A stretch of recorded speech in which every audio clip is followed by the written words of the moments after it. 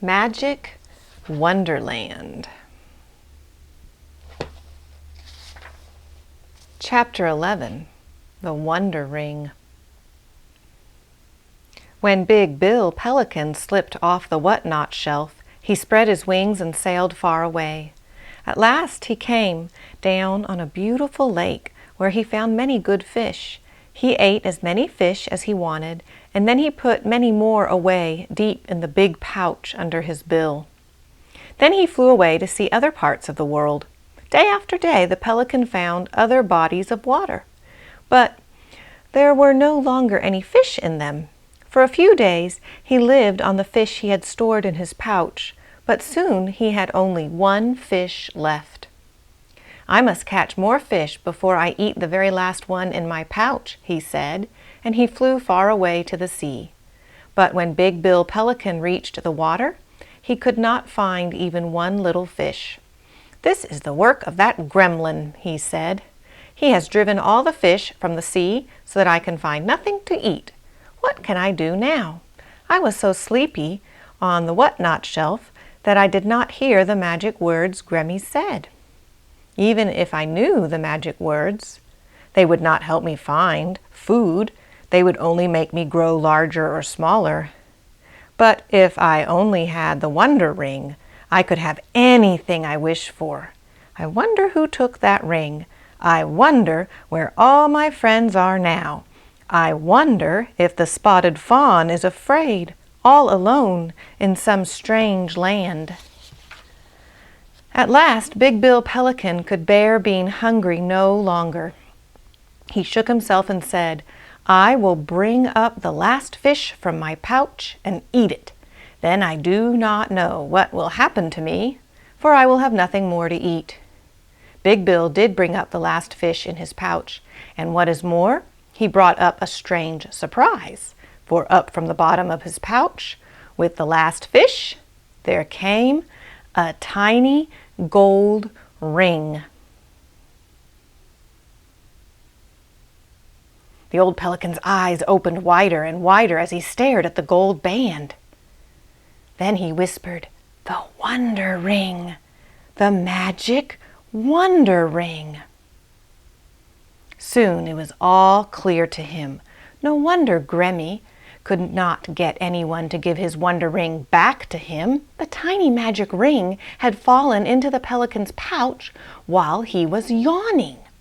No one saw it, and no one knew that it was there. The pelican had thought all the time that the raccoon had taken the ring.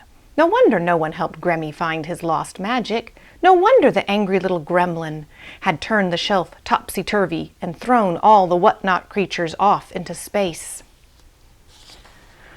All the time, the Wonder Ring was lying hidden in Big Bill Pelican's pouch. Now Big Bill Pelican ate the last fish, picked up the magic ring, and flew away.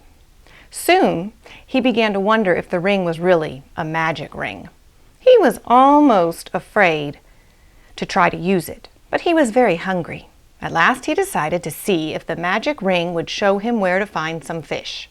He turned the ring over and over in his big bill and said, Wonder Ring, listen to what I say.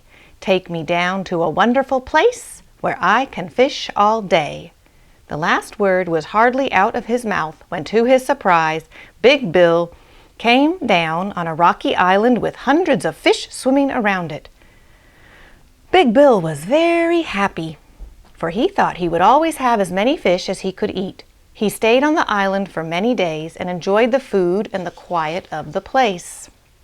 Then one day, Big Bill heard a great noise and much splashing of the water. Soon he saw crowds of seals climbing from the water onto the island. They shook their flippers and began to wobble over the rocks. All through the day and night, more and more seals came, for Big Bill Pelican was on a seal island. Hundreds of seals were returning to their summer home after their winter trips. Since seals like fish too, Big Bill Pelican soon began to worry. He was afraid there would not be enough fish for both him and the seals. He wished he had the island to himself again. Each day he grew more selfish about the fish. At last he decided to use the Wonder Ring to make the seals leave the island. Holding the ring in his bill, he cried out, Wonder Ring, do just as I say. Let the seals have one more fish, and drive them all away." Just as he finished speaking, a big fish leaped out of the water and took the ring from the pelican's bill. All the seals splashed into the water at once, and one big seal caught the fish that had taken the Wonder Ring and swallowed him whole. As that seal swam away, all the other seals followed him until not one was left on the island. The magic of the Wonder Ring had worked again, and Big Bill Pelican had the island all to himself. Day after day, the air grew colder. The fish went deeper and deeper into the water. Soon Big Bill Pelican could not find one fish to eat. The unhappy old pelican sat alone on the rocky island. He was hungry, and he had no magic ring to help him now. As he sat there, Big Bill wondered why he had been so selfish. Why had he thought only of himself? He could so easily have wished for enough food for the seals, too. As he flapped his wings and flew away to look for food somewhere else, he said, "If I can find the Wonder Ring again, I will use its magic to help others, too." After many days, Big Bill Pelican came down near the North Pole. There he found Papa Polar Bear, the great white bear, looking into a hole in the ice. Mama Polar Bear and two baby polar bears watched nearby. "Have you lost something, Papa Polar Bear?" asked the pelican. "Oh no, I have not lost anything. But I am hoping to find something," said the bear. "My little ones are hungry, and I am looking for something for them to eat." "What do you think you can find in that hole in the ice?" asked Big Bill Pelican. "I will soon show you," replied the polar bear. Papa Polar Bear watched and waited. Then suddenly he put his big white paw into the hole and pulled out a fat seal. As the bear pulled his dinner onto the ice, Big Bill saw something shining on one of the seal's big teeth. To his surprise, it was the gold ring, the Wonder Ring. "Oh, Papa Polar, give me that ring. Please give me the ring, and I will do wonderful things for you," cried the pelican. The bears knew nothing about the Wonder Ring. Papa Polar Bear took it off the seal's tooth and handed it to the pelican. Just then, the seal gave a big flip and slipped back into the hole and disappeared.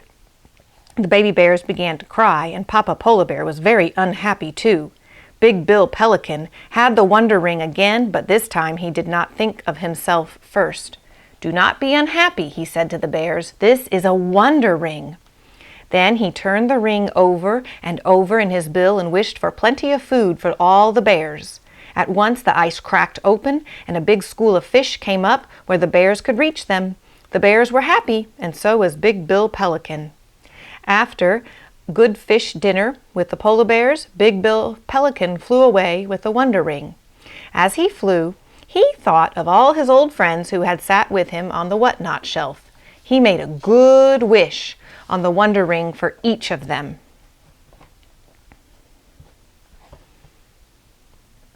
He wanted very much to do something good for his little friend Spot, who had been so afraid of landing in some terrible place.